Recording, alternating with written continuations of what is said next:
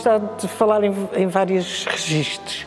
Num, era dizer que a participação das raparigas era como a da maioria dos rapazes, digamos assim, tendo em conta que elas eram muito menos, e sobretudo nas faculdades, certas faculdades havia muito menos raparigas do que rapazes, enquanto que na de letras havia muitas, e também que eram num registro mais discreto, digamos.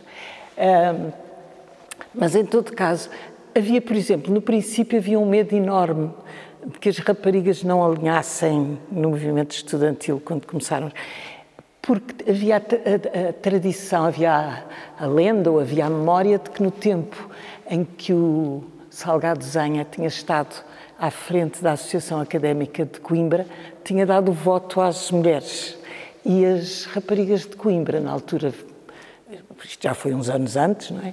E viviam todas em lares, e constava que tinham sido todas levadas para a votação, acompanhadas pelas guardiãs, digamos, e que tinham votado todas contra ele, não é? E ele tinha perdido as eleições por causa disso. E, portanto, havia um certo receio que é que as raparigas iam reagir. Mas o José Medeiros Ferreira, que era de letras, não é? E que estava no segundo ano, portanto já tinha tido um ano de experiência, tinha confiança de que as raparigas iam alinhar. E, de facto, alinharam. As raparigas de letras tiveram o mesmo papel que a maioria dos rapazes. Digamos que não tiveram o mesmo protagonismo individual que alguns, mas tiveram o mesmo papel em geral, penso eu. Portanto, participaram das manifestações, participaram dos comícios, participaram da greve.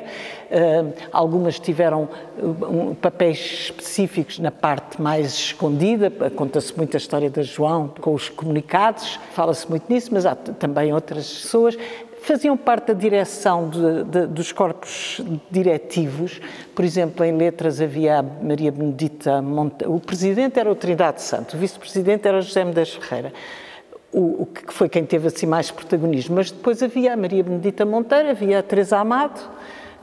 O que eu noto é que, em geral, as mulheres que tiveram esses cargos, ou que já se interessavam mais politizadamente, normalmente vinham de famílias da oposição, não é? O caso da Maria Benedita, que era neta da Maria Lamas, a Teresa Amado, que era a filha do professor Fernando Amado, obrigada, Isabel, ou de mim própria, não é? Que também era de uma família da oposição.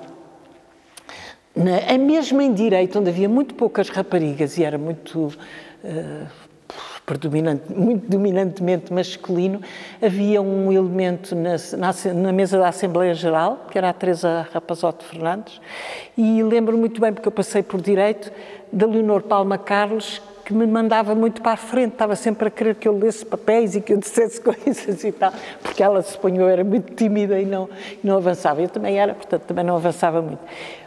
Portanto, o protagonismo é que era diferente, a não ser a Isabel, que teve aquele papel de falar, ser a única mulher que falou num plenário. De resto, nós não falávamos nos plenários, não é? Nos anos seguintes, sim, em 64, penso eu, quando foram presos muitos estudantes, e aí nós sentimos-nos na obrigação de avançar e falar. Mas havia muito essa, como é que ia dizer?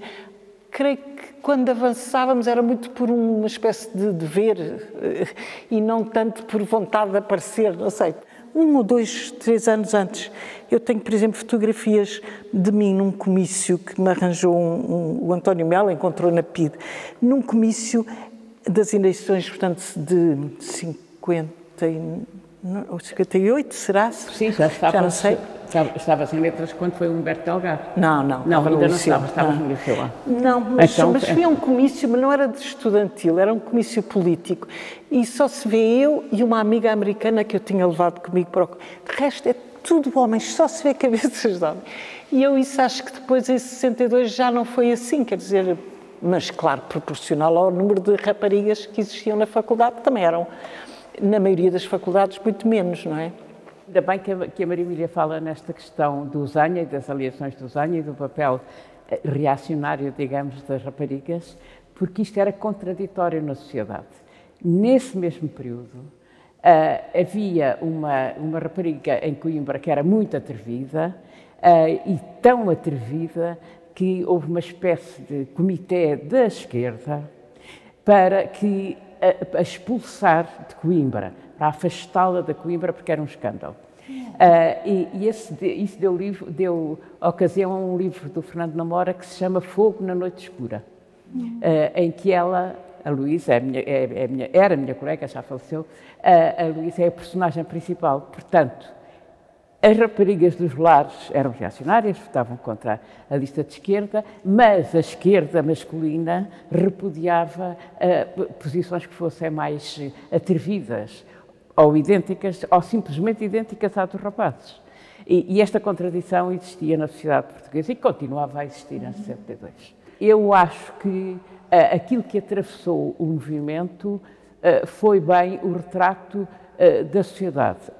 Ou seja, aquelas raparigas eram filhas, a maioria, de mães ou domésticas ou que se tinham licenciado, mas ficavam como mães de família, e de avós que só em determinadas famílias seriam mais ilustradas. Elas, portanto, saíam, era uma geração que saía para a universidade, isto do ponto de vista de educação, de instrução. Quando vamos ver os números, é terrífico o que é que se passava em termos de analfabetismo das mulheres na sociedade. Elas saíam para a sociedade, mas saíam para a sociedade com o propósito das famílias de que as suas filhas, embora mulheres, iam desempenhar papéis na sociedade como os homens, mas que defendiam a honra. E naquela altura a questão da honra, que era equivalente à virgindade, era uma questão muito marcante e atravessava de facto a sociedade. Ora, no movimento misturam-se rapazes e raparigas, passam-se noites na cantina e todas estas coisas ficavam um bocado em causa, não é? E por outro lado, os rapazes da altura, exceto as cabeças iluminadas como o Medeiros Ferreira e outros, e o Jorge Sampaio, olhavam com um bocadinho de desconfiança para este atrevimento das raparigas. Se pudessem não estar lá, era melhor. Nas faculdades, nas assembleias, as raparigas tinham bastante protagonismo a falar, pelo menos na minha tinham, algumas. Havia aqui uma questão que foi importante, é que na crise anterior, da luta contra o 40.900, que é a geração que nos precede, a juventude universitária católica teve um papel contra. E, portanto, as meninas, estou a dizer meninas entre aspas, as meninas da JUC contrariavam o movimento da oposição do governo. Em 62, na nossa época, houve uma certa conversão ao movimento, a dada altura. E como eram bastante raparigas, elas passaram, a meio do processo, passaram a integrar também as assembleias. Havia também raparigas na direção. No entanto, era uma minoria, sim. As raparigas intervinham muito nas assembleias de faculdade. Quando se tratava dos plenários no estádio universitário, não se atreviam. Estavam lá, vê-se bem nas fotografias, mas não se atreviam. Eu sou de uma geração posterior, portanto, de 1972. Estava em Económicas, quando a polícia invade Económicas, de uma forma selvagem, com cães polícias. Eu estava grávida da minha filha. Foi uma coisa terrível. Nem o gabinete do diretor escapou. Daquilo que eu entendo, em Económicas, naquela altura, havia participação das raparigas.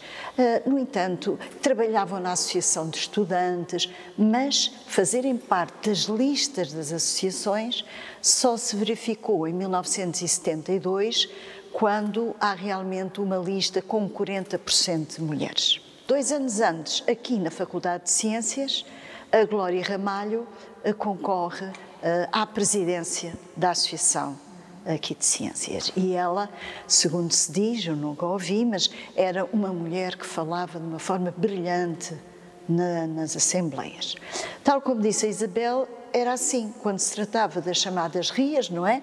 Das reuniões interassociações maiores, raramente as raparigas falavam. A Isabel do Carmo é o nosso grande exemplo, não é?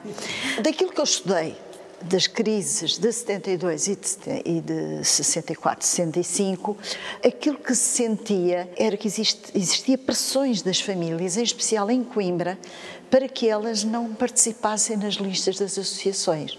Por exemplo, o Carlos Candal tentou convencer a Eliana Gerson, creio eu, para participar, mas a família não permitiu. Ela ficou apenas à frente do jornal A Via Latina da Associação Académica de Coimbra. E, normalmente, a percentagem de raparigas era de 7% a 14%. Nas listas nessa altura. E mesmo em 64, 65, diremos que uma crise mais politizada, daquilo que eu também estudei, mantinha-se o mesmo padrão. Poucas raparigas nas listas das associações. No entanto, isto era realmente um paradoxo, porque elas participavam, trabalhavam nas questões culturais das associações académicas, iam a manifestações e tudo mais, mas não tinham o papel que deveria corresponder à ação que elas tinham, porque elas foram presas. Por exemplo, a Margarida Lucas de Coimbra foi expulsa de todas as escolas do país, não é? Fizeram greve de fome.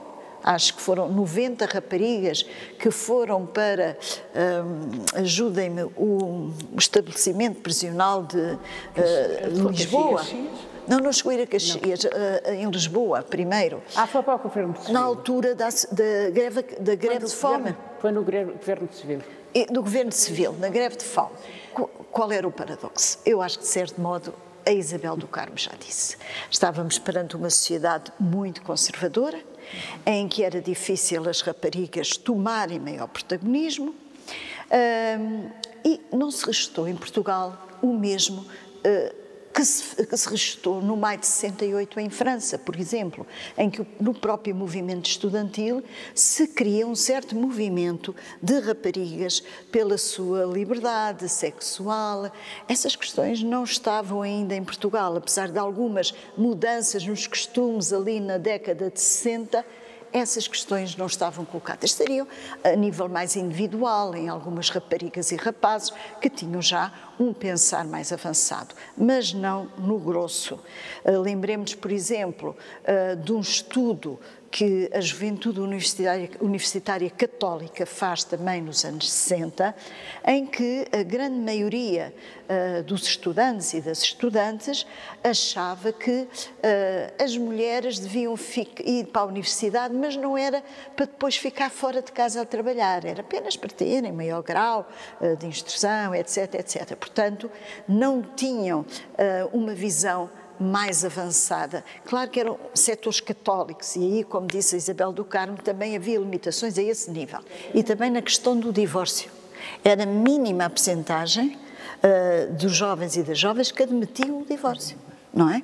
Portanto, isto quer dizer que existia uma mentalidade, não na parte mais avançada do movimento, mas na parte restante estudantil, que ainda existiam ideias conservadoras muito, muito arraigadas. As raparigas, diremos, nessa altura, é aquilo que eu estava a dizer, são presas, fazem greve de fome, participam em tudo, mas depois não têm o direito de estar nas direções das suas associações. Há uma pergunta que se coloca, eu lembro da Sara Amâncio, numa entrevista que lhe fiz na altura, ela dizia assim: os rapazes não nos acolhiam bem, eles não estavam muito dispostos a partilhar, connosco, não é? Os lugares. E vocês também acabaram de reafirmar essa questão. E é preciso perceber que nós, raparigas, é nas universidades que começamos a conviver realmente com os rapazes.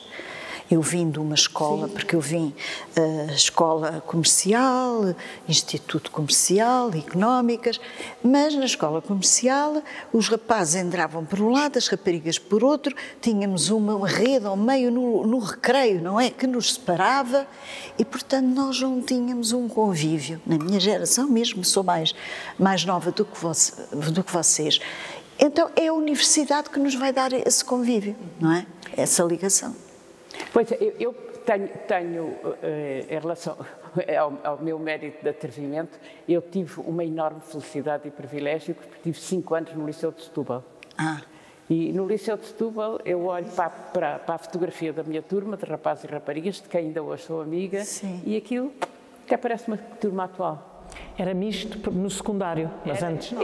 Era misto porque não tinham em todo o distrito, isto era a educação em Portugal, a instrução. Em todo o distrito não havia pessoas suficientes para fazer uma turma do 5º ano, atual 9º, de 28. Pois. Eu também estive num liceu que era misto, sim, também, no secundário. E isso faz alguma diferença. Faz diferença. Aliás, há um livro muito interessante da Natália Nunes, chamado Memórias da Escola Antiga, que creio que se passa na Maria Amália e que foca muito bem o que era aquela separação terrível. Ali não havia separação. No Maria Amália, os rapazes não podiam passar. Não podiam chegar, mas o que ela dizia era não podiam chegar a ser espaço. Exatamente, cá fora mesmo. E o Jaime Mendes foi preso à porta do Filipa porque estava à espera da Teresa. Ainda foi para a esquadra, o pai teve que vir buscar à esquadra. Estamos a falar de crianças, de adolescentes, de 15 anos e 16.